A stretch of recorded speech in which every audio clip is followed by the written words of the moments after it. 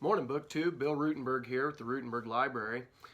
Come to you this morning after a Sunday spent thinking about creating a new book tag, and so I am here this morning to present a new book tag for you.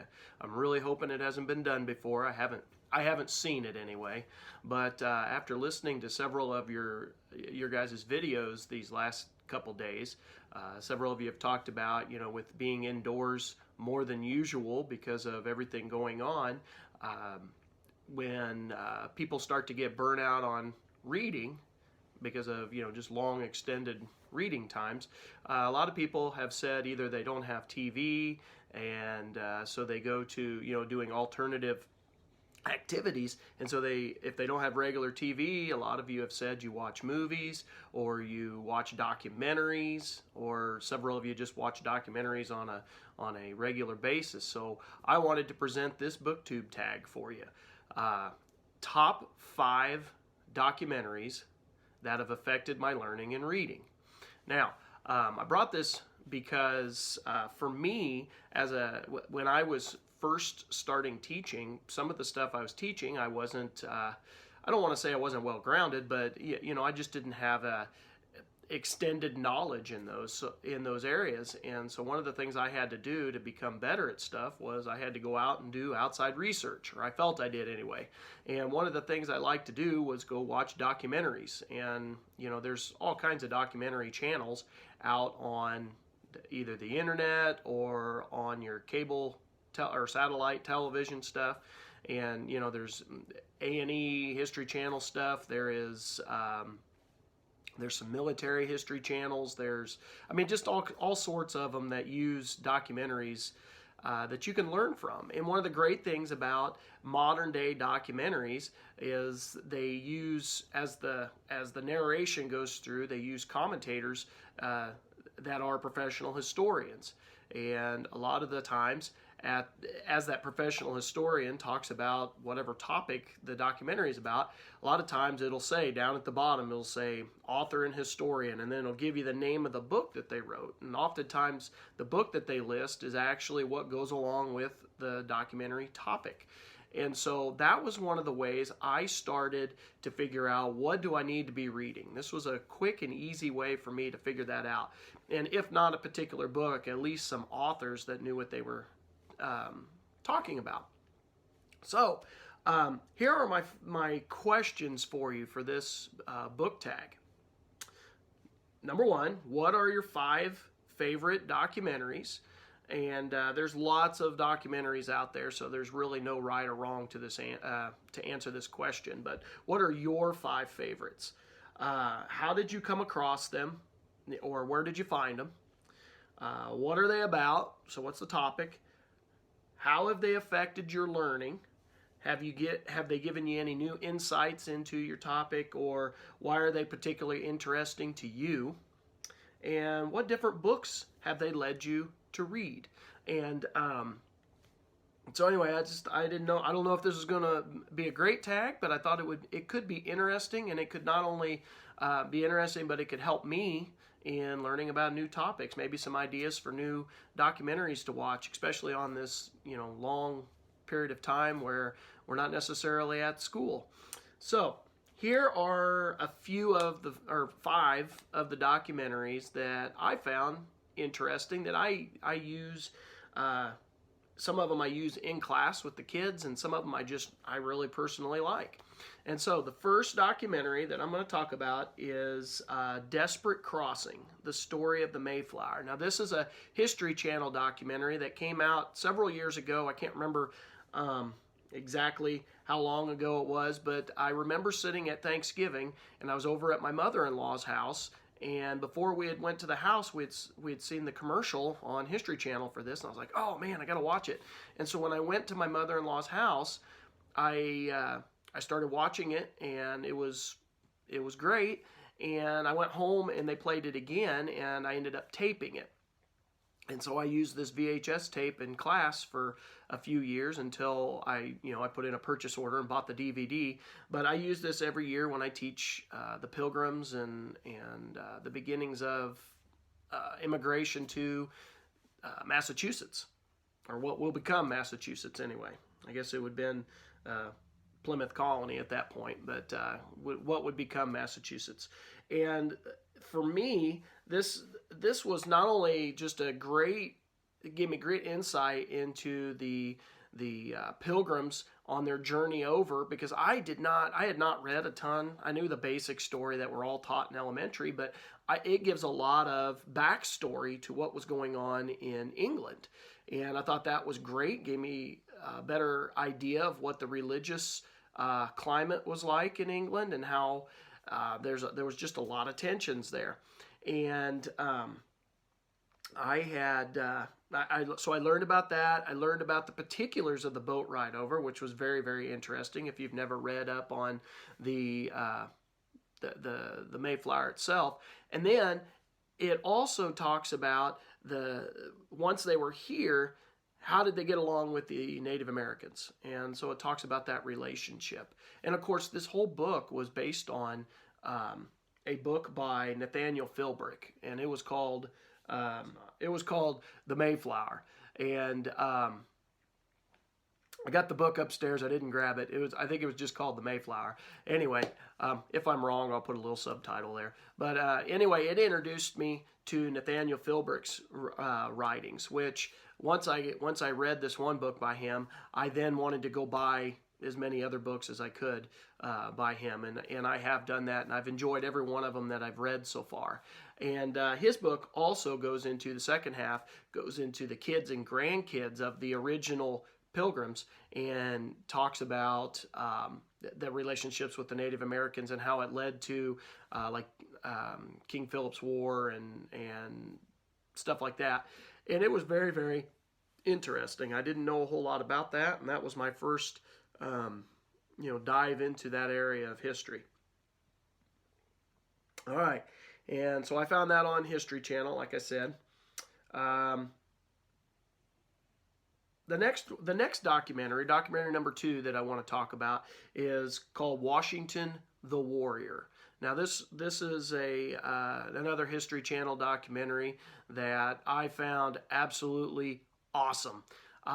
And the way I came across this one is I had a student who her mom was cleaning stuff out, and they had this chunk of History Channel DVDs.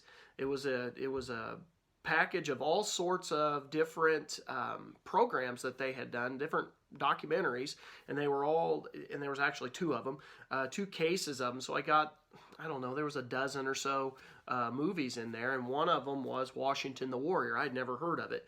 And so I was going through those different documentaries, found that one, watched it, and I was like, oh my gosh, this is awesome.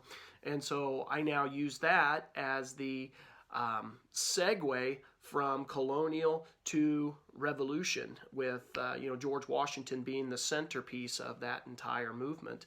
And it led me to several big name authors that deal with George Washington. Several of them I've talked about on this channel before.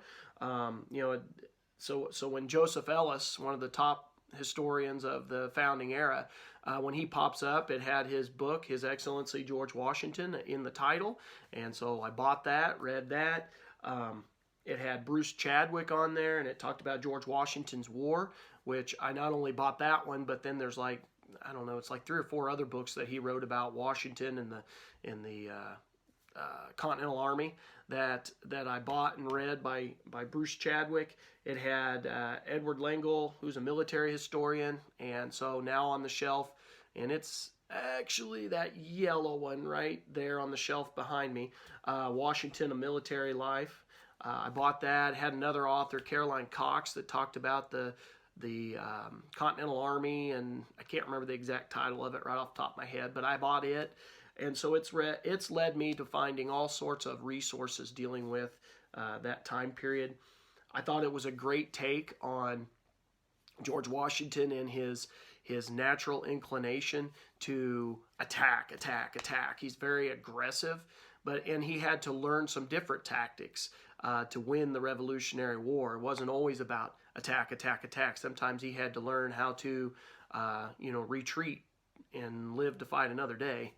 So I thought that was a great resource. I then went on to buy the DVD from History Channel for my classroom, which I now use.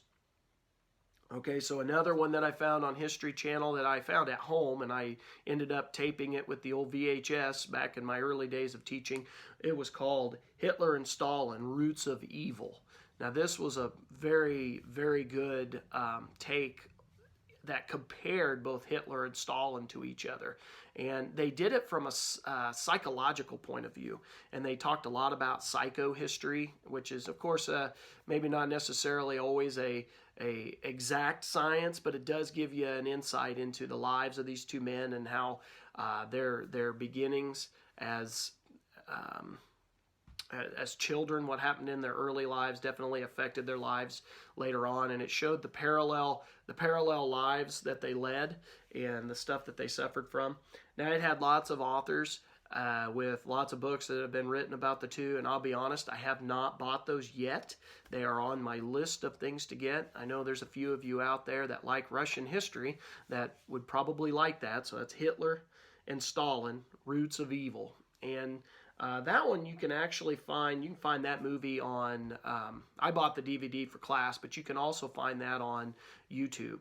And all of these movies I'm talking about, by the way, I'll put links to them down in the description if you want to go check those out. So I use this, like I said, I use this video in my World War II unit when I'm in between the wars and building up the dictatorships. And the 7th graders just love it. They think it's pretty interesting. The next one, the fourth one that I want to talk about, I don't necessarily use this one in class, but I found this one by chance when I was doing some Google searches, and okay, so what was going on? I'll pull this one. This is not the book. I have another book by the Coonhart family that it's Lincoln, an Illustrated History, and it's a big book just like this.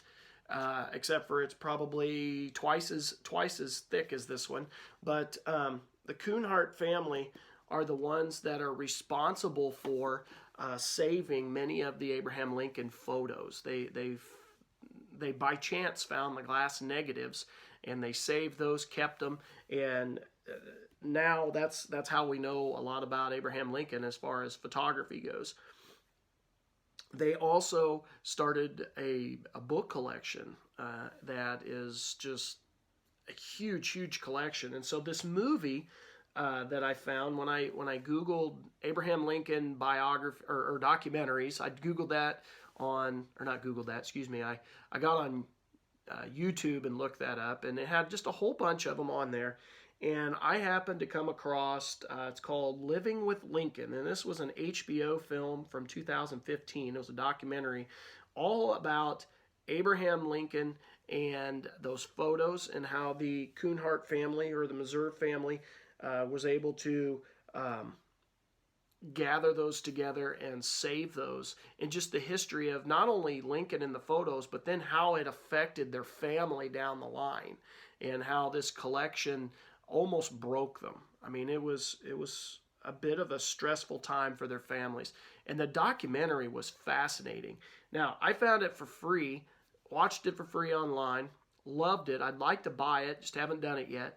I can't find it for free anymore. I found it, I found where you can buy it, but I haven't found where you can watch it for free. So I'll give the link to that. I know that's not going to help you a whole lot, but if you're interested in the photographic history of Lincoln, this would be an excellent film for you to watch. And if you're, anyway. And then the last film on my 5 that I wanted to talk about was called Liberty, and it's from PBS. And I came across this film when I was trying to find some stuff for the kids to do on the Revolution that would be a little bit quick and easy when I was teaching the 6th grade, because I do a small unit with it in 6th grade, and then in 8th grade I do a real big unit. But I was trying to find a fun way to learn this, and I found online the Road to Revolution game, which is on that PBS website for the series Liberty. And this was a series of documentaries that I eventually bought. I have it in the closet. I bought that, and it is primary source accounts with actors portraying, like John Adams and George Washington and all these people that were and Sam Adams, people like that were really big in the Revolutionary movement, and it reads through the letters and documents, but they do it, acting these out, and is very, very good. I don't use the movies in class because the movies are a little bit slower pace, and I think it would lose the middle schoolers because of the length and the slower pace. But I do use the Road to Revolution game. But I would recommend anybody out there to look this up on, and I'll leave the link to it, look it up on PBS, because there's so much material out there on the Revolution. And it's not just the war itself, but it's also the ideological changes and stuff like that. And then on there, for the making of this series, which was, I want to say it was put together by Thomas Fleming, I think. And with the making of this series by PBS, they went and they found all the big name authors. And on the website, it's got a place where you could click, and it'll give you the 25 big name authors that they used to put this series together, to give it, perspective. And for me, with my reading, this led me to 25 different names to find books for. So a lot of the books on my shelves that are here and then in the upper room upstairs, especially upstairs, are from this list. I found this list of authors, and I've come to really love this list of authors. And so it's definitely helped me in my teaching and given me perspective on the Revolution. So in review, here are the 5 documentaries that I have found that have affected my learning and my reading, and I want them to be stuff that maybe you guys could go explore. Number 1, Desperate Crossing, The Story of the Mayflower. Number 2, Washington the Warrior. Number 3, Hitler and Stalin, Roots of Evil. Number 4, Living with Lincoln. And number 5, Liberty, from PBS. And I did have a few honorable mentions. I'll throw those in. I won't talk about them, but I'm just going to just give you the names. The whole Civil War series by Ken Burns, absolutely awesome. I've read the companion novel with that. He did a 2-part movie on the Great Depression from Ken Burns. It talks about the Depression in Oklahoma, Texas, Colorado, right there in the Panhandle area in Kansas. PBS American Experience, Death in the Civil War, absolutely awesome. If you could find that, watch it. That's a good one. World War I and World War II in color. They're separate series. I use those in class, not all of them, but segments of them, and they are absolutely awesome. They're the black and white photography. They've put in color, and I didn't know if the kids would like it or not, because I kept thinking back to when I was a kid. I don't know that I would have liked it. And then I showed it in class, and they just ate it up. They loved it. And so I've used it ever since. Civil War in color is another really good one. And then I've also used, in another one of my high school classes, PBS American Experience, the one on the Panama Canal. That was absolutely awesome. So anyway, this has been a book tag from the Ruttenberg Library. I am Bill Ruttenberg. I hope you've enjoyed this. Please leave your comments down below if you have any. If you like the video, hit the little thumbs up, subscribe to the channel, and share this with others. And I really hope to see a lot of you do this book tag. So BookTube, you have a great day, and as always, happy reading.